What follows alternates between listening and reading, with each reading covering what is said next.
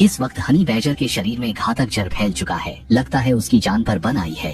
अभी अभी honey badger बड़े बड़े कौरों में चोरी छिपे शहद खा रहा था और मजे में डूबा था। तभी बिना सावधानी के एक ब्लैक मम्बा ने जोर से उसके नितंब पर काट लिया।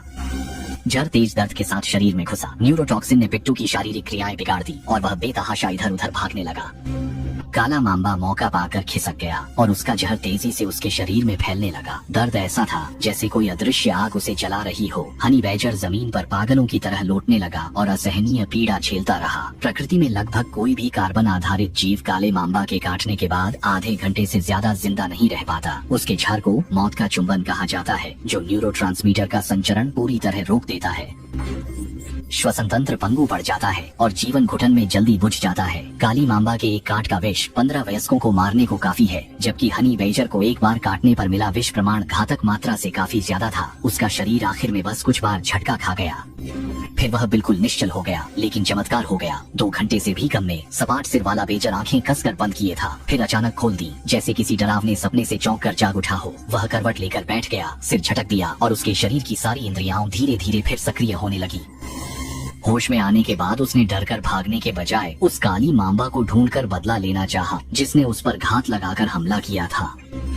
कहावत है, समाज में कोई बहुत बड़ा पेड़ नहीं होता। मेरा नाम है समतल सिर। याद रखना, हनी बैजर को किताब का मतलब नहीं पता और वह छोटी बात का भी बदला लेता है। वह अक्सर मानता है कि जीवन मरण को हल्का लो और जो न माने उससे भिड़ जाओ। इस महाद्वीप पर रहते हुए वह सिर झुकाकर जमीन को ध्यान से सूंघता है। अपनी तेज सूंघने की क्षमता से उस काली मांबा का पीछा करता है, जिसने उस पर हमला करने की हिम्मत की थी। उसकी सूंघने की ताकत मानो जीवित रडार हो। यह 5 किलोमीटर तक गंध सूंघ सकता है और बदला लेने में इसमें लगभग जुनूनी सी सहनशीलता होती है। पीछा करते हुए आधे रास्ते में उसे एक गुफा मिली, जिसके अंदर शायद कुछ था जो उसकी भूख जगा सकता था।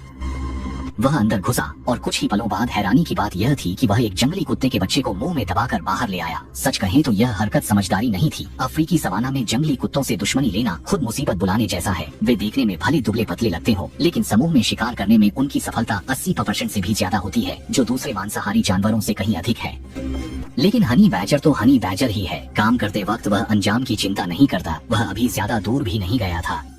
जंगली कुत्तों के झुंड ने उसे देख लिया तो वे तुरंत घेरा बनाकर आ गए और हनी बैजर को चारों तरफ से घेर लिया। एक कड़ी लड़ाई होने वाली थी। जंगली कुत्तों को पहले लगा कि वे कुछ ही मिनटों में हनी बैजर को चीर फाड़ देंगे, लेकिन वे जितना भी नोचे खसोटे, हनी बैजर बस जोर से चीखता रहा और उसे चोट नहीं हुई, क्योंकि हनी बैजर की त्वचा बहुत खास है। उसकी मोटाई आम जानवरों से पूरे 6 मिलीमीटर तक ज्यादा होती है और त्वचा का नीचे की मांसपेशियों के ऊतकों से जुड़ाव भी काफी ढीला है।